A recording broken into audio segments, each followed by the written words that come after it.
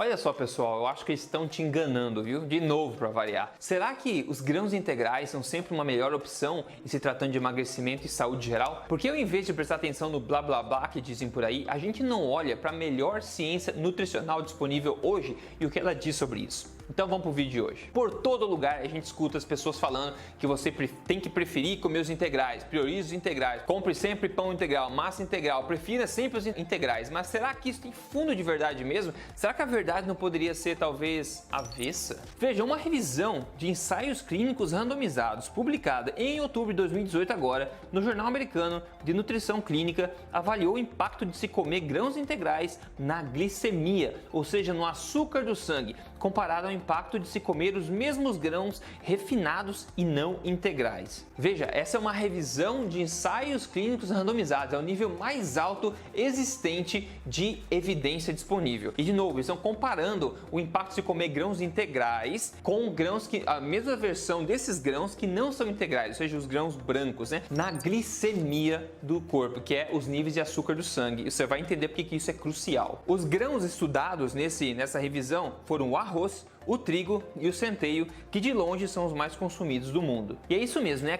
O arroz branco ou arroz integral, aquela macarronada, lasanha, pizza com farinha branca ou com farinha integral, aquele pão de centeio branco ou integral, essas coisas. Agora veja por que isso é importante. O teu objetivo, se você quer ter um corpo em forma, estilo de vida saudável, é manter teu sistema hormonal funcionando perfeitamente. Isso significa hormônios como a insulina, o cortisol, o glucagon, a próprios níveis de glicose no sangue, tudo funcionando de forma controlada como tem que ser. E quando você atrapalha esse perfeito equilíbrio hormonal consumindo coisas que provocam um estímulo exagerado de alguns hormônios como a insulina, isso coloca você no caminho da diabetes, no caminho de muitos problemas da síndrome metabólica, do ganho de peso, da arteriosclerose, problemas cardíacos, problemas mentais, Alzheimer, etc. Tudo está vinculado a essa disrupção do sistema hormonal. E quando você altera a glicemia do seu sangue, né? A glicemia, os níveis de glicose no seu sangue, quando você altera isso de forma crônica e exagerada, você vai fazer com que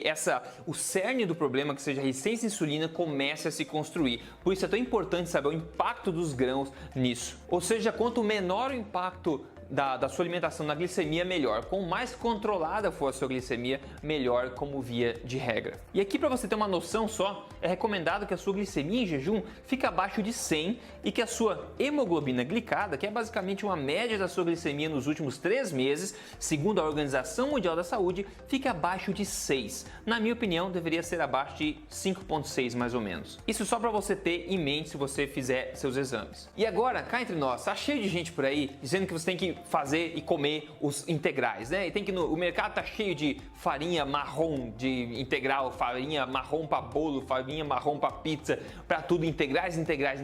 Mas será que além de eles serem mais caros, será que eles fazem alguma diferença? Então o que esse estudo de alta qualidade concluiu? Concluiu o seguinte, que não houve diferença alguma na resposta glicêmica quando comparada a ingestão de farinha de trigo refinada normal e farinha de trigo integral, nem farinha de centeio normal e nem centeio integral. No caso do arroz, quando comparado ao arroz branco com o arroz integral provocou uma resposta glicêmica significativamente mais atenuada do que o arroz branco. Em outras palavras, o trigo, que é o grão mais consumido do planeta, quando eles testaram a ingestão do trigo integral, da farinha de trigo integral, porque ninguém come o trigo inteiro, né? E a farinha de centeio também, comparou a farinha integral à farinha normal refinada branca, não existiu nenhuma diferença na resposta glicêmica no corpo, ou seja, dá na mesma as duas coisas. No caso do arroz, como a gente come o arroz inteiro e não a farinha de arroz necessariamente, fez diferença comer o integral, porque ele possui algumas fibras, algumas coisas extras que acabam diminuindo a velocidade que ele é metabolizado no corpo, ou seja, os níveis de açúcar no sangue tendem a ficar um pouco mais atenuados. E essa é parte do problema só, porque tem outro problema ainda que dá pano para manga, que é consumir os integrais, a maioria dos antinutrientes, que são componentes dos grãos que até bloqueiam a absorção